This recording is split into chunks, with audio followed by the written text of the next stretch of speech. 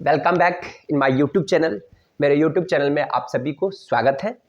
आज मैं डिस्कस करने वाला हूँ रिटायरमेंट ऑफ पार्टनर्स, और उसमें भी टॉपिक का नेम क्या रहेगा, तो accumulated profit loss and reserve. तो देखिए इसका मतलब क्या होता है, उस चीज़ पे हम लोग फोकस करेंगे। देखिए जब भी कभी पार्टनर्स फर्म से रिटायर करती है तो उस स्थिति में कभी कभी उस फर्म के पास रिजर्व होती है, एक्युमुलेटेड कोई प्रॉफिट हो सकती है या लॉसेज होती है। ठीक है, यानी कि संचय जिसको बोलते हैं या लाभ कह सकते हैं। और साथ ही साथ वर्कमैन कंपनसेशन फंड भी होता है। ठीक ना, तो वर्कमैन कंपनसेशन फंड के बारे में मैंने तो वहाँ पे टॉपिक में लिखाया नहीं हूँ, लेकिन उस पर भी हम लोग चलेंगे। ठीक ना, क्या था यहाँ पर एक टॉपिक और होगा वर्कमैन, उसको भी मैं लिख देता हूँ, वर्कमैन कंपनसेशन फंड। ठीक है, या इन्वेस्टमेंट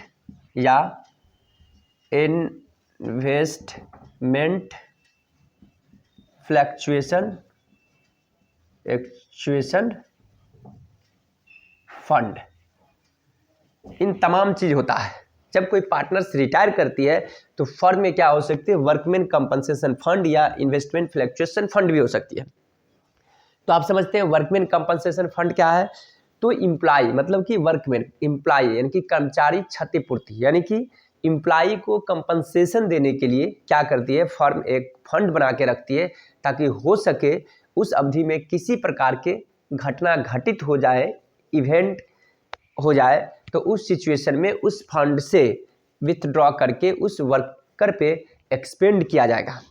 तो ये वर्कमैन कंपनसेशन फंड जो हुआ एक्चुअल में क्या हो सकती है, एक्सपेंस हो भी सकती है और नहीं भी हो सकती है। एक तरह से कोई भी लायबिलिटीज और संयोगिक कोई लायबिलिटीज हो, एकाएक वो इवेंट घट जाए, हैपनिंग हो जाए, तो उस चीज़ को कंपनसेशन करने के लिए क्या करती है, एक फर्म एक फंड बना लेती है विशेष प्रकार के, जिसको स्पेसिफिक फंड बोलते हैं, अलग अलग कार्यों के लिए। जैसे वर्कर को क्षतिपूर्ति करने के लिए वर्कमैन कंपनसेशन फंड बनाया जाता है, इन्वेस्टमेंट के लिए इन्वेस्टमेंट फ्लक्चुएशन फंड बनाई जाती है। इन तमाम प्रकार के जो अलग अलग, जैसे बिल्डिंग के लिए बिल्डिंग फंड बना लेती है, ठीक ना। लेकिन यहाँ पे अक्सर पार्टनरशिप में वर्कमैन कंपनसेशन फंड की चर्चा होती है और इन्वेस्टमेंट फ्लक्चुएशन की बातें होती है। ठीक ना, तो आप चलते हैं। तो देखिए जब रिटायर करती है कोई पार्टनर, तो उस सिचुएशन में ये जो प्रॉफिट हुआ, एक प्रकार के एक्युमुलेटिव प्रॉफिट क्या हुआ, प्रॉफिट है, तो ओल्ड पार्टनर और साथ ही साथ जो एग्जिस्टिंग पार्टनर होता है आपस में ओल्ड प्रॉफिट शेयरिंग रेशियो से वो डिस्ट्रीब्यूशन कर लेती है। यदि लॉस भी हो तो लॉस भी उसे सहन करना पड़ेगा। ठीक है, अब वर्कमैन कंपनसेशन फंड का मतलब समझिए, ये एक्सेस भी हो सकती है और डेफिसिट भी कर सकते। एग्जाम्पल के तौर पे जैसे कि वर्कमैन कंपनसेशन फंड बनाया गया था कितना के 20,000 के लिए, लेकिन कोई वर्कर को एक्सीडेंट हो गया, उस फैक्ट्री में उस फर्म में एक्सीडेंट कर गया, तो वहाँ पे उस वर्कर पे एक्सपेंस किया गया। एक्सपेंस कितना किया गया है, एक्सपेंस सपोज दैट 15,000 भी हो सकती है, इससे कम हो सकती है 25,000 भी हो सकती है। यदि 15,000 हुआ तो यहाँ पे क्या हुआ, 5,000 रुपया एक्सीड कर गया, तो ये प्रॉफिट हुआ, एक तरह से बचत हो गया। तो सभी पार्टनर्स आपस में ओल्ड प्रॉफिट शेयरिंग रेशियो से इसको डिस्ट्रीब्यूशन कर लेगा। दूसरी केस, यदि 20,000 के जगह पे 25,000 एक्सपेंस हो गया इनकर्ड, तो यहाँ पे 5,000 रुपया के क्या होगा, डेफिसिट हो गया, इसका मतलब लॉसेज हो गया। ठीक ना, तो लॉस होगा तो क्या होगा, उस प्रॉफिट का पोर्शन से वो कंपनसेट करती है। तो आई होप कि आपको बातें समझ में आ गई। अब इसका जर्नल एंट्री किस तरह से होती है, अब उस पर चलते हैं। तो देखिए अगर कोई एक्युमुलेटेड प्रॉफिट हो तो देखिए पहला, फॉर एक्युमुलेटेड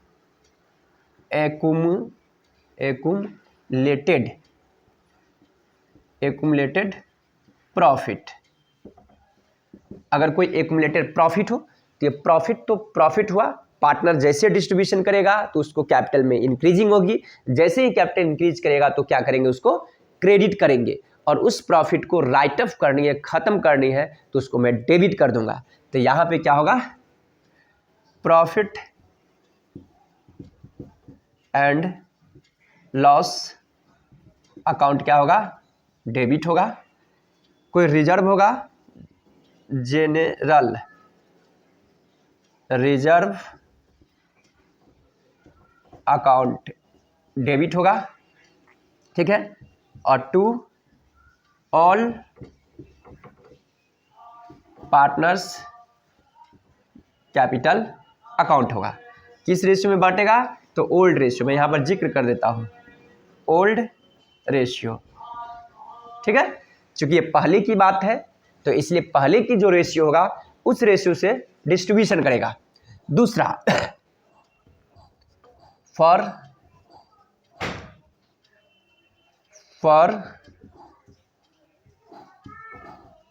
एक्यूमुलेटेड लॉसेस, अगर कोई एक्यूमुलेटेड लॉस हो तो उसका रिवर्स एंट्री होगा, क्या होगा, ऑल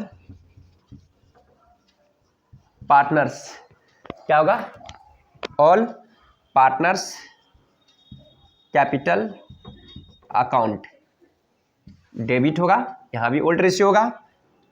टू लॉस या पीएल अकाउंट लिख सकते हैं, प्रॉफिट, चूंकि अक्सर ये प्रॉफिट लिखा जाता है,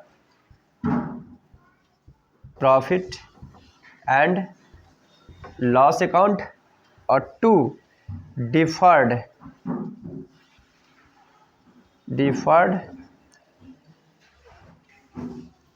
रेवेन्यू एक्सपेंडिचर भी हो सकती है, डिफर्ड रेवेन्यू एक्सपेंडिचर अकाउंट, ठीक है।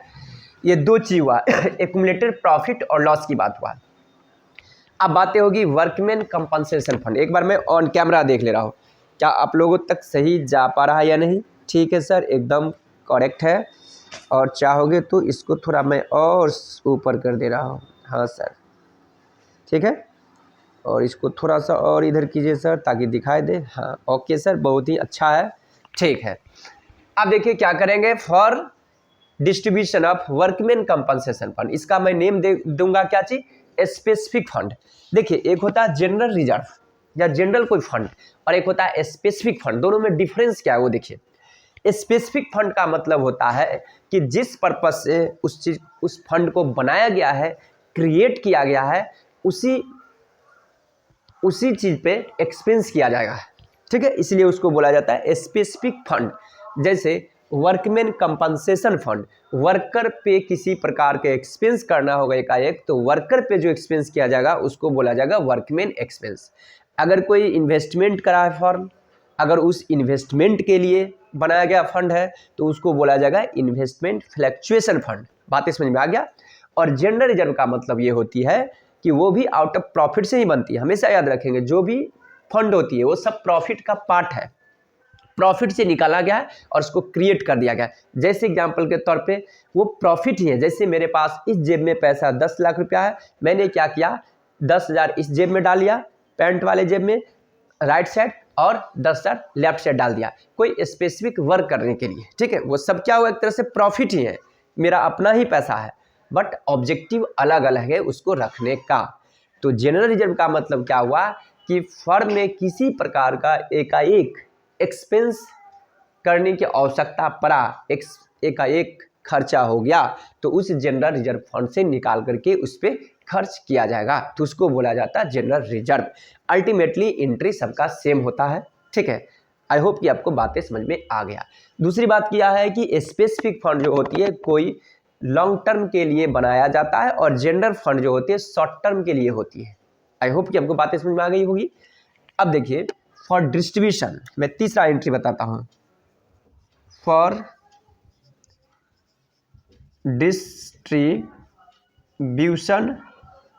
Distribution of specific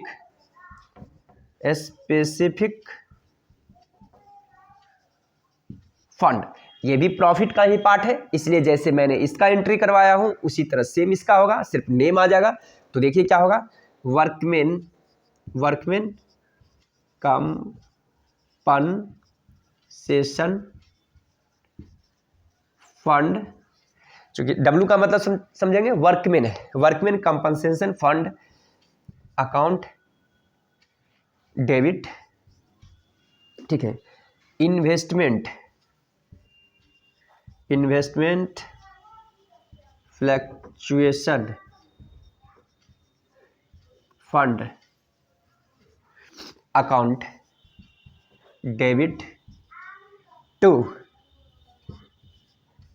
all partners capital account. तो आई होप कि आपको ये बातें समझ में आ रही होगी। मैं एक छोटा सा क्वेश्चन लूँगा, ठीक है, और उस क्वेश्चन को मैं डील करूँगा तो आप लोग को फुल्ली कॉन्सेप्ट क्लियर हो जाएगा। हाँ सर, एक क्वेश्चन करवा दो। तो देखिए, मैं इस पोर्शन को मिटा रहा हूँ, मैं यहाँ पे एंट्री करवाऊँगा ताकि यहाँ से मैं देखूँगा तो आप लोग को समझने में काफ़ी आसान होगा। हाँ सर, इसको पहले मिटा दो, उसके बाद आगे बढ़ा। ठीक है, मैं इसको मिटाता हूँ। ओके, देखिए, मैं जो क्वेश्चंस लेके आया हूँ वो डॉक्टर एस.के. सिंह का बुक है, उसका 14 का बिग क्वेश्चन में करवा रहा हूँ। आप लोगों के पास बुक होगा तो उसे देखेंगे। यहाँ मैं लिख दे रहा हूँ 14 का बी है, ये है इलस्ट्रेशन का। देखिए क्वेश्चन क्या कहता है A, B and C are partners sharing profit and loss in the ratio of 3:2:1। B retire from the firm on 1 April 2019। On the date of B's retirement, the following balance appear in the books of the firm.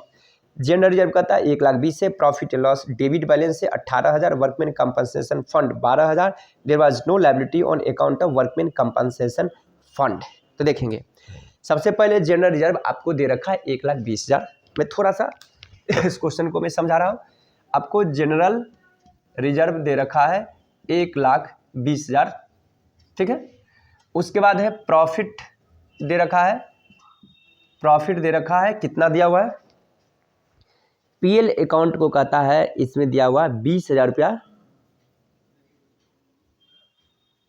Profit and loss इतना, retire profit and loss in the ratio of इतना कहता है। Profit and loss account debit balance से 18,000 है, ये जो है 18,000 18 के, ये है डेबिट बैलेंस, ठीक है। उसके बाद कहता है वर्कमैन कंपनसेशन फंड आपको दिया हुआ है कितना, ये दिया हुआ है आपको 20। वर्कमैन कंपनसेशन फंड है आपको 12,000। एकदम इजी वे समझेंगे, इसलिए मैंने क्वेश्चन को भी लिखवाया।